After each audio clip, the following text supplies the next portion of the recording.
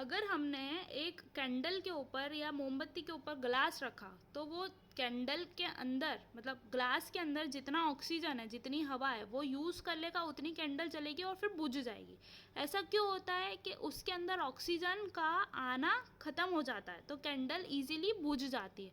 और वहीं बात करते हैं हम अगर टिम्बर की, तो टिम्बर जो अगर हल्का रहा, मतलब हल्का है, मतलब उसके मॉलिक्यूल्स क्या है, दूर दूर है ना। अगर ये हमारी लकड़ी है, ठीक है, इसके मॉलिक्यूल्स ऐसे पोली अंदर से, पोली से मतलब ऐसी पोली नहीं होगी कि छेद छेद होंगे, कैसी होगी, इसके जो डेंस मॉलिक्यूल है वो बहुत दूर दूर होंगे। कोई सा भी मटेरियल अगर हम देखते हैं तो मॉलिक्यूल क्या दूर दूर होते हैं, तो वो हल्का कहलाता है। जैसे इतनी जली, फिर उसको फट से एयर मिल गई तो और ज़्यादा जलने लगी, फिर थोड़ी सी फट से ये एयर मिल गई, फिर जल गई, फिर जल गई, फिर जल गई, फिर जल गई। तो ऐसे क्या होता है, ये हल्के जो मॉलिक्यूल जो दूरी दूरी पे हैं हमारी, ये हमारे घनत्व कम है, घनत्व कम है तो इसका वजन भी कम है, ठीक है, वजन भी कम है, ठीक है। तो ये कम रहेगा तो हमारी लकड़ी क्या जल्दी जल्दी हमारी जलेगी, जलेगी जल्दी। वजन कम, हल्की कम, तो जलेगी ज़्यादा। क्यों, इसका कारण क्या है, क्योंकि इसके मॉलिक्यूल दूर दूर है, फैले हुए हैं, ठीक है। तो इसके मॉलिक्यूल में क्या भरी हुई है, हमारी हवा भरी हुई है, ठीक है। जैसे ही हवा मिली या ऑक्सीजन मिली तो धड़ धड़ आके जल्दी जल्दी ये जलने लगती है, ठीक है। वहीं अगर हम ठोस लकड़ी की बात करते हैं जिसके मॉलिक्यूल पूरे ठोस है, मतलब इसमें क्या है, हमारी ऑक्सीजन का कम प्रतिशत है, ठीक है। तो ये लकड़ी क्या होती है, धीरे धीरे जलती है, ठीक है। धीरे जली, फिर ऑक्सीजन जो हमारी बाहर एटमॉस्फेरिक ऑक्सीजन है वो लेगी, फिर इतनी जलेगी, लेयर वाइज लेयर जलेगी। तो क्या बोलता है, अगर हमारा जो अच्छा लकड़ी या अच्छा टिम्बर वही कहलाता है जो हमारे क्या बोलते हैं, एक तो बेड कंडक्टर ऑफ हीट हो। बेड कंडक्टर मतलब अगर ये यहाँ से हीट के कांटेक्ट में है तो ये वाला पॉइंट गर्म नहीं होना चाहिए। अगर हम लोहे की बात करते हैं ना, आप वर्कशॉप में अगर आपने काम करा हो, अगर आपने लोहे को जलाया होगा तो आप यहाँ से क्या एक प्लायर से पकड़ोगे लोहा, ऐसे नहीं कि यहाँ से तो रेड हॉट जल रहा है वो और यहाँ से आपने लोहे को हाथ से पकड़ लिया, नहीं तो क्या हो जाएगा, ये आपका जो हाथ हो जाएगा ना वो रेड हॉट हो जाएगा। तो हम क्या करते हैं, उसको प्लायर से पकड़ते हैं। क्यों ऐसा पकड़ते हैं, क्योंकि लोहे में क्या रहते हैं, जो इलेक्ट्रॉन्स रहते हैं वो फ्री रहते हैं, या फिर जो भी होता है, तो ये क्या करते हैं, आपकी हीट को ट्रांसफ़र करते हैं पूरी बॉडी पे। तो क्या, अगर भले यहाँ से जल रहा है तो हमको यहाँ पर भी गर्म लगता है, तो ये क्या हुआ, गुड कंडक्टर ऑफ हीट हुआ। मतलब ऊष्मा का परिचालक क्या बोलते हैं, सुचालक, है ना। सुचालक और कुचालक बोलते हैं, अरे पढ़ा होगा ना 10वीं 12वीं में, हाँ हाँ मैम, सुचालक और बोलते हैं कुचालक, सुचालक है ना, कुचालक। है ना। तो वो स्टील जो है हमारा सुचालक है, मतलब हीट को ट्रांसफ़र करता है, और लकड़ी क्या होता है, कुचालक होता है, मतलब ट्रांसफ़र नहीं करता है। तो क्या बात करते हैं हम कि हमारा जो हीट का एक तो बेड कंडक्टर होना चाहिए, मतलब कुचालक होनी चाहिए हमारा टिम्बर, और डेंस वुड, डेंस वुड मतलब घनत्व वाला वुड। ये वाला वुड हमारा कैसा था, हार्ड था, कठोर था। तो ये बोलता है कि डेंस वुड जो हमारा रहता है गुड फायर रेजिस्टेंस होता है। गुड मतलब अच्छा, अग्नि रोधक, मतलब अग्नि को रोकने वाला, फायर रेजिस्टेंस, ठीक है। गुड फायर रेजिस्टेंस मतलब थोड़े समय तक अग्नि को रोक के रखता है। And it requires sufficient heat to cause a flame, मतलब अगर इसको हमको जलाना है तो हमको ज़्यादा हीट की ज़रूरत होती है, ठीक है। इसको ज़्यादा ऐसे वो चूल्हा जलाते वक्त अगर आपने जो महिलाओं को देखा होगा तो वो बहुत तेज़ी से आग ही करती है।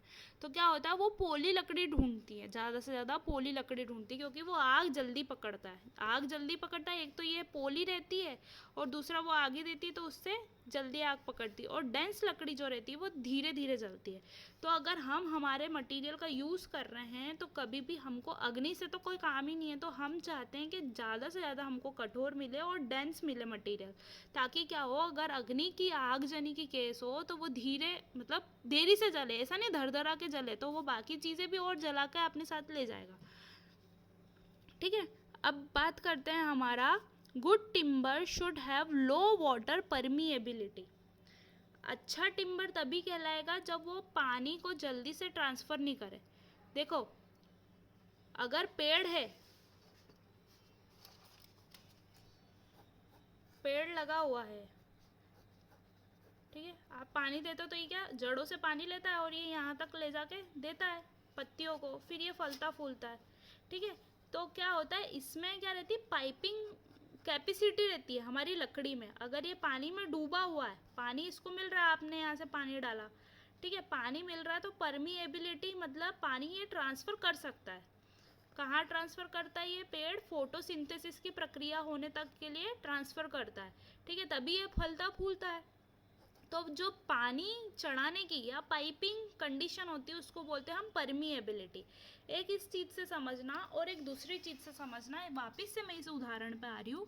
ये हमारा डेंस वुड है, मतलब भारी लकड़ी है। ये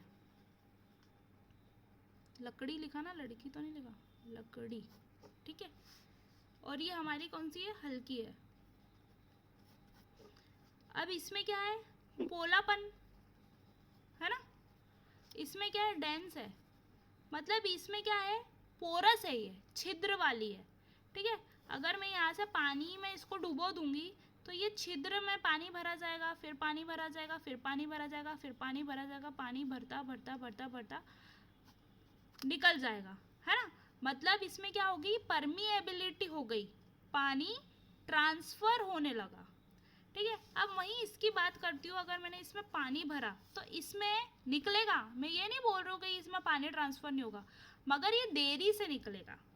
समझ में आ रही है बात, क्यों देरी से निकलेगा, क्योंकि इसके मॉलिक्यूल में जगह ही नहीं है, इसको पाइप जैसी प्रक्रिया मिलने की जगह ही नहीं मिलेगी। अगर ये पाइप है, मैं यहाँ पे पैर रख दूँ तो पानी रुकना चालू हो जाएगा, पैर हटा लूँ तो पानी बह जाएगा। पानी रोक दिया मतलब उसकी गैपिंग ख़त्म कर दी, उसमें से मैंने जगह ख़त्म कर दी। तो इसमें तो ऑलरेडी कम जगह है, इसमें जगह ज़्यादा है, पोली लकड़ी, छिद्र ज़्यादा, जगह ज़्यादा, तो क्या एक्शन हो गई इसमें, परमीएबिलिटी की। देखो समझ में आ रहा है, मैं कोशिश कर रही हूँ कि बेसिक उदाहरण दूँ। तो क्या बोलता है, परमीएबिलिटी, हाँ, परमीएबिलिटी पानी ट्रांसफ़र करने की क्षमता। ठीक है, तो क्या होती है कि अच्छे टिम्बर में कम पानी की परमीएबिलिटी होती है, तो अच्छा है ना, हमको तो भैया पानी ट्रांसफ़र थोड़ी करना, पानी से तो दूर ही रखना हमको हमारी लकड़ी को। ठीक है, जैसे मैंने बात करी थी इस कोने की, तो ये क्या करेगा, ये सड़ता सड़ता अगर पानी में डूबा रहेगा तो ये ऊपर तक ट्रांसफ़र कर देगा। ठीक है, ये पूरा ऊपर तक ट्रांसफ़र कर देगा। क्या ट्रांसफ़र कर देगा, पानी, क्योंकि उसमें परमीएबिलिटी है। अब जैसे मेरा, अगर मैंने कठोर प्लाईवुड लगाया या अच्छा वाला प्लाईवुड लगाया तो ये कम से कम 10-15 साल ऊपर तक ट्रांसफ़र करने में लगा, नीचे सड़ेगा, फिर थोड़ा ऊपर सड़ेगा, मतलब धीरे धीरे ट्रांसफ़र करेगा। तो अपन को पानी को तो रोकना है ना, मतलब कम से कम ट्रांसफ़र वो करे। तो हम क्या करेंगे, डेंस वुड लगाएंगे, डेंस वुड लगाएंगे ताकि कठोर हमारा वुड रहेगा तो वो धीरे धीरे ट्रांसफ़र करेगा। डेंस मतलब भारी, जिसकी डेंसिटी घनत्व ज़्यादा होगा, मतलब पार्टिकल पास पास में रहेंगे। ठीक है, अब बात करते हैं, a good timber should be capable of offering resistance to the shock during the vibration. देखो, अच्छा टिम्बर वही होगा जो, अगर मैं यहाँ पे ठुकाई कर रही हूँ तो यहाँ पर वाइब्रेशन ट्रांसफ़र नहीं करे, मतलब यहाँ पर हिले नहीं, मतलब अगर ठुकाई हो रही है तो वाइब्रेशन जल्दी ट्रांसफ़र नहीं करे। देखो, पोली चीज़ और हल्की चीज़ तो पूरी धुज जाती है, अगर हम उसमें वाइब्रेशन देते हैं तो क्या बोल रहा है कि ये क्या होना चाहिए, हमारे वाइब्रेशन को, गतिमान को रोकने वाला होना चाहिए। तो भारी चीज़ कभी भी कुछ वाइब्रेशन ट्रांसफ़र करती है ना पानी ट्रांसफ़र करती है, समझ रहे हो। डेंस चीज़ कभी भी हमारे वाइब्रेशन ट्रांसफ़र नहीं करती, मतलब वाइब्रेशन ट्रांसफ़र करना मतलब परिवहन, मतलब जो गति या जो वाइब्रेशन रहते हैं, धूजन रहती है, वो ट्रांसफ़र नहीं करती है। ठीक है, तो अच्छा टिम्बर किसको बोलेंगे हम, जो हमारे वाइब्रेशन को रोक के रखे, ठीक है, धूजने को रोक के रखे। ठीक है, क्योंकि हम उसका यूज़ करेंगे तो वो पूरा नहीं, जैसे एक तरह से हमने इसको पट्टिए को जोड़ा, हमने अगर तरापे बिछाए, एक तरह से इसको पट्टिए को जोड़ दिया हमने, इसमें ठुकाई उकाई कर दी। ठीक है, तो क्या होगा, अगर मैं यहाँ पे कुछ काम कर रही हूँ तो ऐसा नहीं कि यहाँ के नट बोल्ट लूज़ हो जाए। ठीक है, क्योंकि अगर ये डेंस होगा तो मैं अगर यहाँ पे ठोक रही हूँ तो यहाँ पे वाइब्रेशन ट्रांसफ़र नहीं करना चाहिए। अगर ठोकूंगी और ये नट बोल्ट से जोड़ा होगा तो उसमें वाइब्रेशन मिल मिल के क्या होगा, वो लूज़ हो जाएंगे। फिर वापस इसको टाइट करो, फिर इसको टाइट करो, तो ये ऐसे ही करते करते क्या होगा, दिक्कत हो जाएगा। तो हम क्या बोलते हैं कि अच्छा टिम्बर हम उसी को बोलेंगे जो हमारे वाइब्रेशन के जो शॉक्स हम उसको दें तो वो हमारे ट्रांसफ़र नहीं करे। ठीक है, आखिरी पॉइंट पे आते हैं, the timber should B easily workable. मतलब कैसा होना चाहिए, हमारा टिम्बर काम करने में आसान होना चाहिए। आई बात समझ में? Yes madam. ठीक है, तो एक बार फटाक से अपन रिवाइज कर लेते हैं। अच्छे टिम्बर की विशेषताएं या qualities of good timber. A freshly cut surface of timber should exhibit the hard and shining appearance. मतलब अगर हमारा ताज़ा है हमारा टिम्बर तो वो कैसा होना चाहिए, कठोर और शाइनिंग दिखने में होना चाहिए, मतलब उसका अपीयरेंस अच्छा होना चाहिए। The colour of timber should भी कैसा होना चाहिए, डार्क होना चाहिए। तो क्या माना जाता है, हम ऐसा मानते हैं कि डार्क कलर का टिम्बर हमारा ज़्यादा मजबूत होगा बजाय के हल्के कलर का टिम्बर। ठीक है, लाइट कलर का टिम्बर क्या इंडिकेट करता है, उसकी कम मजबूती इंडिकेट करता है, मतलब कमज़ोर होता है वो। हमारा टिम्बर कौन से मतलब कैसे डिफेक्ट से फ्री होना चाहिए, डेड इफेक्ट से, नॉट नहीं होना चाहिए, शेक नहीं होना चाहिए, स्पॉन्जी नहीं होना चाहिए, तो ये सारे इफेक्ट से फ्री होना चाहिए। ठीक है, हमारा गुड टिम्बर कैसा होना चाहिए, ड्यूरेबल होना चाहिए, मतलब टिकाऊपन होना चाहिए, मजबूत होना चाहिए, सारी विशेषता इसमें होनी चाहिए। क्या करना चाहिए, ये फंगस नहीं लगने देना चाहिए, फंगी नहीं लगना चाहिए इसमें।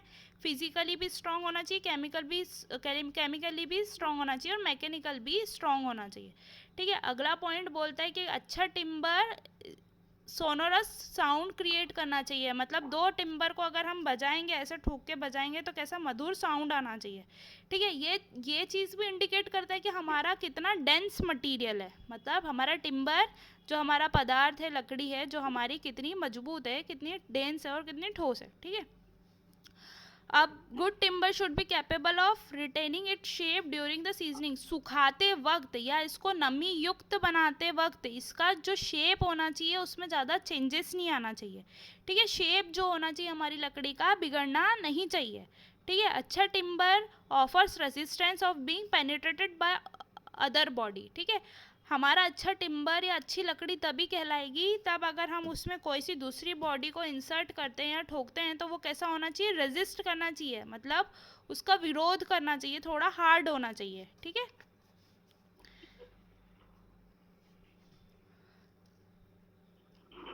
Timber is the bad conductor of heat. Timber को हमारे बेड कंडक्टर ऑफ हीट होना चाहिए, कुचालक होना चाहिए, मतलब हमारी हीट का ट्रांसफ़र उसमें नहीं होना चाहिए। ठीक है, मीटिंग एंड हो जाए तो ज्वाइन कर लेना, 5 मिनट और पढ़ेंगे।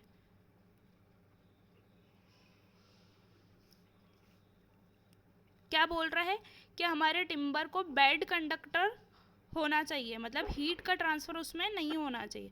A dense would offer the good fire resistance. मतलब क्या बोल रहा है कि हमारी जो मजबूत या कठोर जो हमारी लकड़ी होगी वो अच्छी हमारी अग्नि को रोकेगी। ठीक है, अच्छी तरह से अग्नि को रोकेगी, और जो लाइट वेटेड रहेगी वो क्या करेगी, अग्नि को और गति देगी। ठीक है, it requires a sufficient heat और कॉज ऑफ अ फ्लेम। मतलब उसको पर्याप्त मात्रा में, मतलब टाइम में फ्लेम अगर मिलता है तो थोड़ा टाइम लेके ही वो जले, मतलब इतनी जल्दी से धर धर आके नहीं जल जाए। ठीक है, a good timber should have the low water permeability. मतलब इसमें परमिएबिलिटी की प्रक्रिया नहीं होनी चाहिए। परमिएबिलिटी मतलब वाटर ट्रांसफर की प्रक्रिया कम होनी चाहिए, नहीं है ना, जिससे क्या होगा, वाटर ट्रांसफ़र नहीं होगा। वाटर कैसे ट्रांसफ़र होता है, लेयर बाय लेयर या फिर धीरे धीरे पाइपिंग वाली स्थिति से होता है। जैसे एक पाइप में अगर आप नॉब चालू करते हो, पाइप का अगर वो चालू करते हो आपका नल, तो थोड़ी देर बाद अगले मुंह से पानी आता है ना, तो ऐसे पाइपिंग वाली प्रक्रिया को बोलते हैं हम परमिएबिलिटी। क्या, धीरे धीरे जब ट्रांसफ़र होना। ठीक है, आप हाइड्रोलिक्स पढ़ोगे ना तो उसमें पढ़ोगे ये परमिएबिलिटी और डिस्चार्ज और ये सब। ठीक है, a good timber should be capable of offering resistance to the shock due to vibrations. अगर हम अच्छे टिम्बर को शॉक देते हैं, वाइब्रेशन देते हैं, तो वो कैसा होना चाहिए, ज़्यादा वाइब्रेशन नहीं देना चाहिए, मतलब वो वाइब्रेशन को ख़त्म करने वाला होना चाहिए। ठीक है, जल्दी वाइब्रेट नहीं होना चाहिए। The timber should be easily workable, हर काम को करने में इजीली वर्केबल होना चाहिए, मतलब सारे काम उसमें आसानी से हो जाए। ठीक है, अब अभी बेसिक आप थोड़ा सा इंट्रोडक्शन देख लो। Write short note on industrial timber, मतलब हमारे जो औद्योगिक टिम्बर कैसे होते हैं। तो एक होती है हमारी वीनियर्स, ठीक है, एक होती है प्लाईवुड। इन सब में मैं डिफरेंस आपको बता देती हूँ। एक होते हैं फाइबर बोर्ड, ठीक है, दूसरे होते हैं इम्पर्क टिम्बर और कॉम्पर्क टिम्बर। ये दो मेरे को नहीं मालूम है, बाकी तीन के बारे में मैं अभी बता देती हूँ। ठीक है, एक तो जो प्लाईवुड रहती है वो कैसी रहती है, रुको देखती हूँ, एक सेकेंड, दिख रही है आपको प्लाईवुड, देख पा रहे हो सब? पा रहे हैं, है ना, ये जो मेरी टेबल है ये नीचे से इसका क्या प्लाईवुड है, ये इसको बोलते हैं प्लाईवुड। मतलब क्या होता है कि टिम्बर जब हमने निकाला और वो मशीनों में से कटता है, जब बड़ी बड़ी मशीनों में से, जैसे आपने आरा मशीन देखी है, आरा मशीन उसको बोलते हैं जहाँ पर जैसे रॉ मटेरियल, मतलब रॉ लकड़ी ऐसे ही पेड़ों से कट के आती है और फिर वो एक फिक्स प्लाईवुड में हमको काट के देते हैं। उसमें सीजनिंग भी होती है, ठीक है, सीजनिंग मतलब जो नमी युक्त करने की प्रक्रिया रहती है वो पहले नमी युक्त करते हैं और फिर लकड़ियों को कैसे एक प्लाई में काटते हैं। प्लाई मतलब उसकी मोटाई भी फिक्स रहती है, लंबाई भी फिक्स रहती है और सब कुछ चीज़ें फिक्स रहती है, ठीक है, उसको बोलते हैं हम प्लाईवुड। ठीक है, प्लाईवुड बोलते हैं। इसके बारे में आप मन से भी लिख सकते हो, ये हम कहाँ कहाँ यूज़ करते हैं, कैसी होती है और कैसी कटती है। एक होती है वीनियर्स, ठीक है, अब देखना वीनियर्स में बताती हूँ। जो हमारा एक पेड़ है, कभी भी हमारी जो वीनियर्स रहेगी ना वो एक जैसी नहीं रहेगी, ठीक है, क्योंकि क्या होता है ये कैसी पतली परत जैसी बनती है। तो ये क्या होता है, एक जैसे इतना मोटा हमारा मोटे पेड़ का तना है, ठीक है, अब इसको काट काट के वीनियर बनाते हैं। अब इसका जैसे आप क्रॉस सेक्शन अपन देखते हैं तो वो तो ऐसे रहेगा। अगर एक ही पेड़ है तो इसमें टेक्सचर जो डिज़ाइन रहेगी वो भी एक जैसी रहेगी, ठीक है। अब वीनियर क्या बहुत पतली पतली सी माइका टाइप रहती है, मतलब ये जैसे मैंने प्लाईवुड है, प्लाईवुड के ऊपर अपन ने क्या लगाया, ये पतला सा माइका लगाया। माइका क्या है, ये डिज़ाइन या फिर इसके रेशे या इसकी जो डिज़ाइन रहती है वो ऑलमोस्ट एक जैसी रहती है। जैसे देखो ये वो अलमारी पर लगी है, ये कैसी मैन मेड बनाई जाती है, मतलब इसको बनाया जाता है, ठीक है। ये फाइबर भी हो सकती है, इसमें कुछ और चीज़ें मिला करके भी ऐसी शीट बना देते हैं। तो ये क्या बोलते हैं, इसको माइका बोलते हैं, MIC है माइका, ठीक है। एक होती है वीनियर। अब देखना वीनियर का उदाहरण मैं देती हूँ, ये इस वाली प्लाइस है, ठीक है। ये क्या है, नेचुरल जो पेड़ में से कटी हुई है वो वैसी है।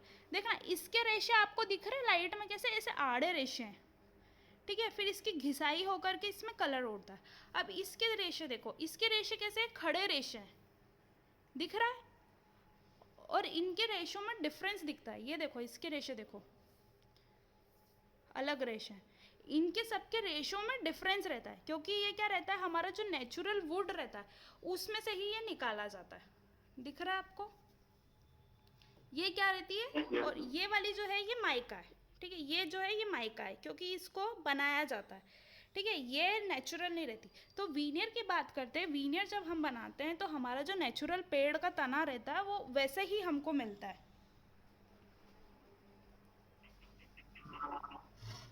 ठीक है। तो समझ रहे थे हम वीनियर को। तो वीनियर क्या, हमारा ये पेड़ था, इसमें से हमने काटा, ठीक है, तो जो हमको रेशे मिलेंगे वो इसी पेड़ के मिलेंगे। अब ऐसा तो नहीं है कि पूरे घर में एक ही पेड़ के रेशे वाला वीनियर मिल जाए, क्योंकि ये नेचुरल है। फिर नेचुरल के बाद में क्या होता है कि रेशो में डिफरेंस आता है, कलर में भी डिफरेंस आता है, ठीक है, ये कलर में डिफरेंस है। फिर इसके बाद क्या होता है, इसकी घिसाई होती है, इस पर कलर उड़ता है, तो ये क्या होता है, नेचुरल लुक देता है। मगर आजकल आर्टिफिशियल भी ऐसे आ गए हैं, ACP शीट भी ऐसी आ गई है, मगर जो नेचुरल की बात होती है वो तो उसी की होती है। तो इन चीज़ों का अगर भाव अगर देखते हैं अपन को तो ये महंगा मिलता है, बजाय कि ये माइका सस्ती मिलती है है ना। तो ये माइका क्या प्योर वुड नहीं है। अब देखो इसमें मैं पानी भी ढोल दूंगी तो ये एब्जॉर्ब नहीं करेगा, मगर उस पर पानी रहता ना तो थोड़ी देर तक वो जमा हो रहता है, अपनी जगह पे रहता है। क्योंकि क्यों रहता है ऐसा, क्योंकि उसकी टेंडेंसी रहती है। मगर एक चीज़ हमेशा ध्यान रखना, हम वीनियर को ऐसे कैसे नहीं लगाते, हम क्या करते हैं इसके ऊपर पेंट उड़ाते हैं, फिर इसकी घिसाई विसाई करते हैं। तो इससे क्या होता है, ये पानी को रोकने वाला रहता है, मतलब पानी को रोधक बन जाता है, मतलब बहुत जल्दी वो नहीं आता है। मगर देखो ये यहाँ पर भी वीनियर लगी थी, मगर इसमें सड़ाव हो गया, ठीक है, क्योंकि बहुत टाइम पर ऐसी थी, बहुत टाइम से ऐसी लगी हुई थी। तो ऐसा होता है कि ये जो लकड़ी वाली चीज़ रहती है, जो प्योर लकड़ी रहती है, उनको हमको पानी से बचाना पड़ता है, ठीक है। और ये माइका वाइका तो क्या मिक्स होके बनती है, फाइबर वाइबर इसमें मिक्स हो जाता है, तो इसमें पानी का इतना कोई दिक्कत नहीं पड़ता। इसमें आप पोछा भी मार लो या फिर जो भी कुछ पानी वानी डालना है वो भी कर सकते हो। तो ये जो वीनियर होती है, this is the thin sheet और स्लाइस, पतली पतली स्लाइड होती है हमारे वुड की, कटी हुई, ठीक है।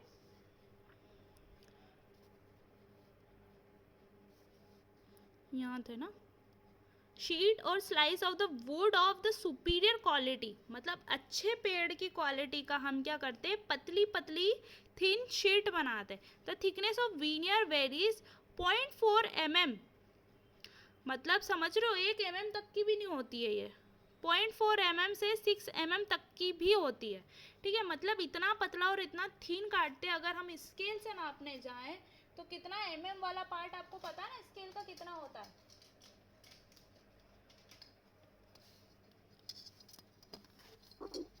कैसे नापते हो, ये 1 mm है, दिख रहा है सबको, ये जो इतना है ये 1 mm है। तो ये बोल रहा है कि 6 mm, मतलब ये इतनी भी हो सकती है।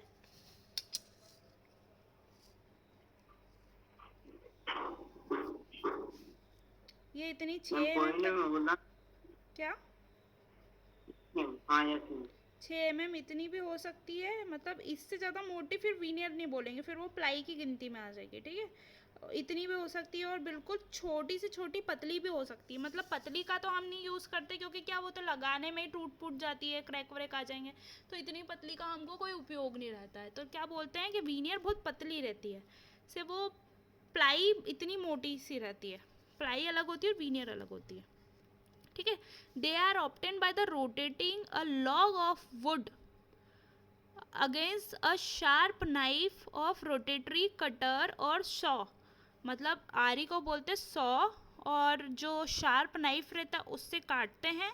और रोटेटिंग लॉग जो रहता है, लॉग किसको बोलते हैं, ये जो तना है ना, अगर ये सूखा हुआ मैंने काट के ले गई उसमें मशीन में, तो इसको बोलेंगे लॉग। तो इसको क्या करते हैं, ये रोटेटिंग लॉग से, मतलब ऐसे छिलाई करते हुए कटेगा ये पूरा, समझ रहे हो। ये तो पतली रहती है तो ये मुड़ भी सकती है, ठीक है, वो मोटाई तो अपने को डिपेंड करनी कि कितनी पतली रखनी। तो ये लॉग जो रहता है ये कैसा है, ऐसे छिलते हुए ऐसे घूमते जाता है और कटते जाता है। तो हमारी वीनियर कैसी रहती है, छिलाई होकर के इसमें से निकलती है, ठीक है। क्या बोलते हैं, रोटेटिंग लॉग वुड को कोना, हमारा जो लॉग रहता है वो घूमता रहता है।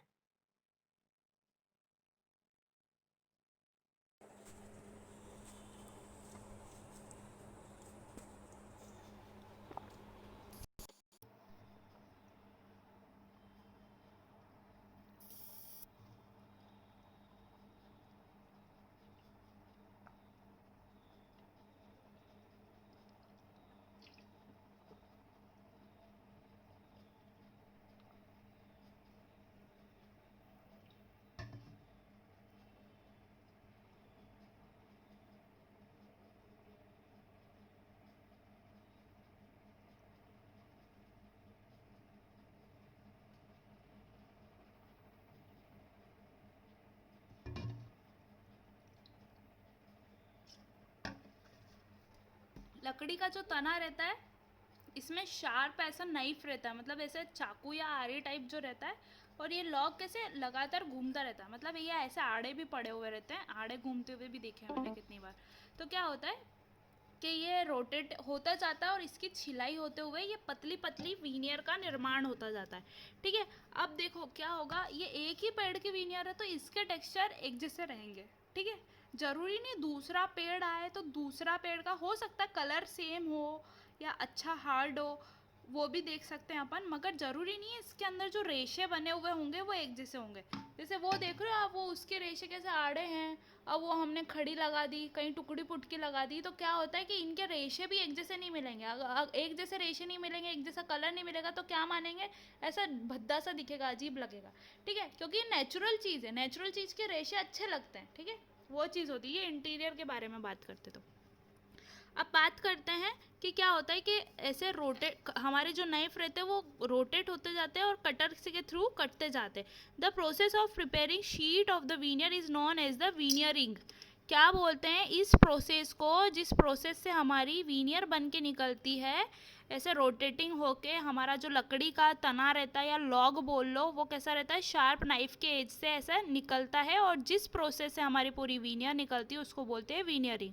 These are used to produce plywood, batten boards and lamine boards. ये अलग अलग तरह के प्लाईवुड बनाने में और लेमाइन वुड बोर्ड बनाने के लिए, बैटन बोर्ड बनाने के लिए यूज़ होती है।